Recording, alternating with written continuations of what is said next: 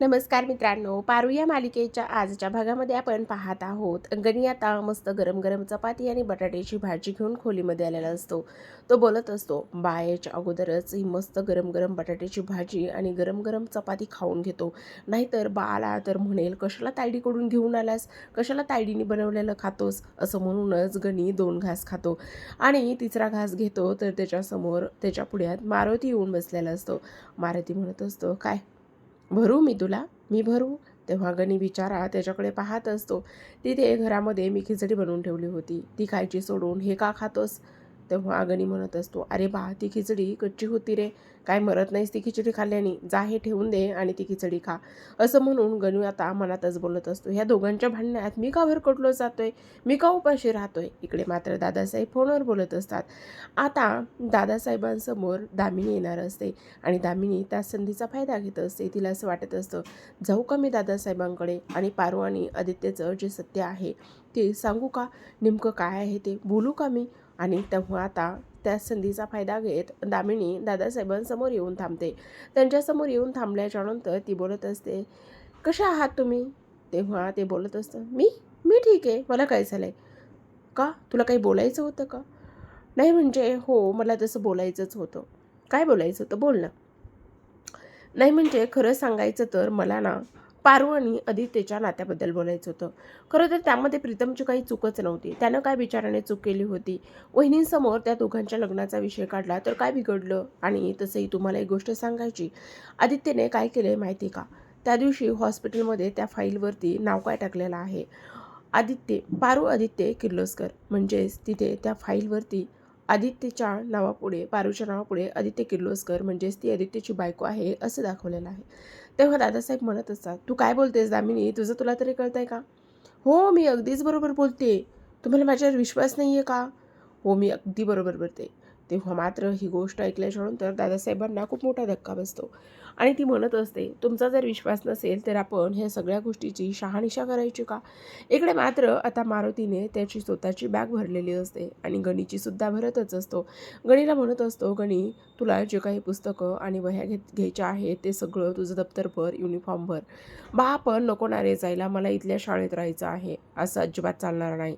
मी दुसरीकडे काम बघितलंय, तिथेच तुझ्या शाळेची सुद्धा मी सोय केलेली आहे, त्यामुळे आपण लवकरच तिकडे जाणार आहोत. अरे बा, नको ना रे, आपण इथेच राहूया ना, तिकडे जायची काहीच गरज नाही आहे. मला नाही यायचं तिकडे. हे बघ तायडी पण आली. तायडी सांग ना गं तू बाला. बा, काय करतोस तू हे असं. बा रे, माफ करणार आहे मला. तेव्हा आता तो बोलत असतो, तिचं ती ठरवेल तिला काय करायचं आणि काय नाही, तर आपण आत्ताच्या आत्ता इथून जायचं आहे आणि इथे राहायचं नाही आहे आपल्याला. असं आता मारुती इकडे पारूला बोलत असतो आणि तेव्हा आता पारू म्हणत असते, बा अरे देणार आहे, सोडणार आहे आता तो विषय. नाही नाही मालकीनबाई, तुमच्याशी मी असं नाही बोलू शकत. चुकलं आमचं मालकीनबाई. आता आमची आमची सोय आम्ही करतो. तुम्ही मालकीनबाई आहे, तुमच्यासोबत तुमच्याशी असं आम्ही नाही बोलू शकत. ह्या सगळ्या काही गोष्टी आता इथे जो काही मारुती आहे तो इथे बोलत असतो आणि तेव्हा आता पारू म्हणत असते, बा सगळं काही ते ठीक आहे, पण तू असा नको ना रे हट्ट करूस आणि तू कुठेही जाणार नाही आहेस.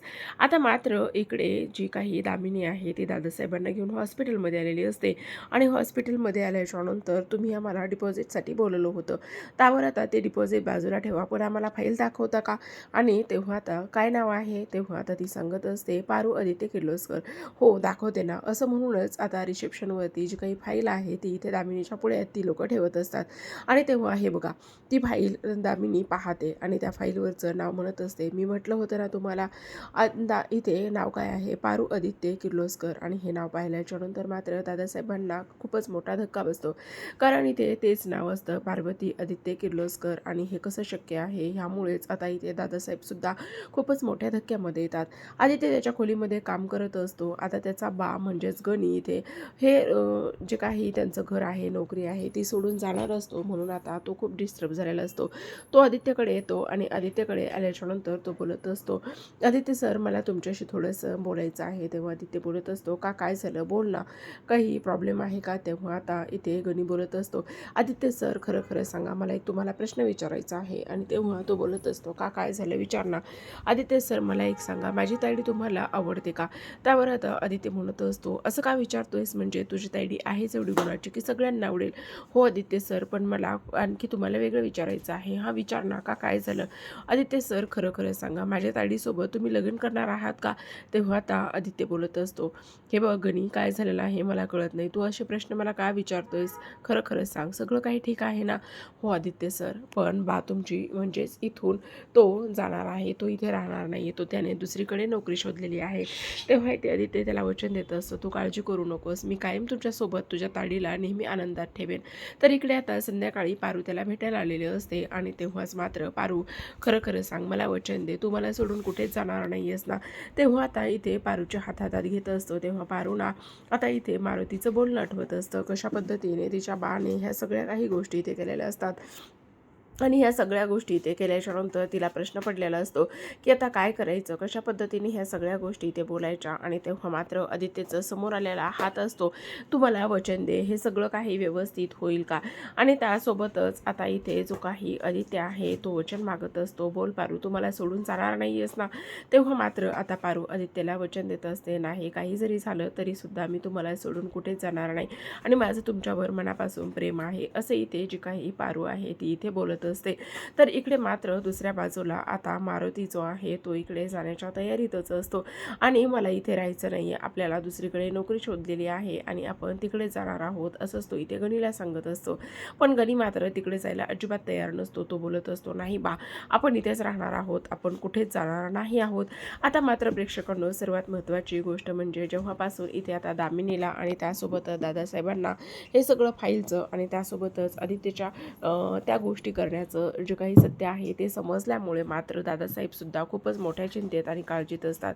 ते बोलत असतात, आता हे सगळं काही या पद्धतीने चालू आहे, आता काळजी तर घेतलीच पाहिजे. तेव्हा दामिनी बोलत असते, ती फाईल कुठे आहे, ती तुम्ही माझ्याकडे द्याल का? नाहीतर चला आत्ताच्या आत्ता आपण हे सगळं काही वहिनींना जाऊन सांगूयात.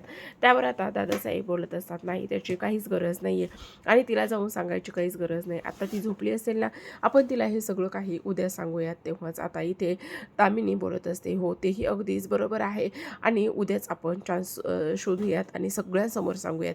आणि तेव्हा दामिनी म्हणतात, हो, हे पण बरोबर आहे, सगळ्यांसमोर सांगणं हे किती जास्त महत्त्वाचं आहे आणि जर मी तिथे सगळ्यांसमोर सांगितलं तर मग मात्र मला वहिनीकडून शाबासकीसुद्धा मिळू शकते. आता मात्र इथे दादासाहेबांना खरंच खूप मोठं टेन्शन आलेलं असतं की आदित्य असा का वागलेला आहे.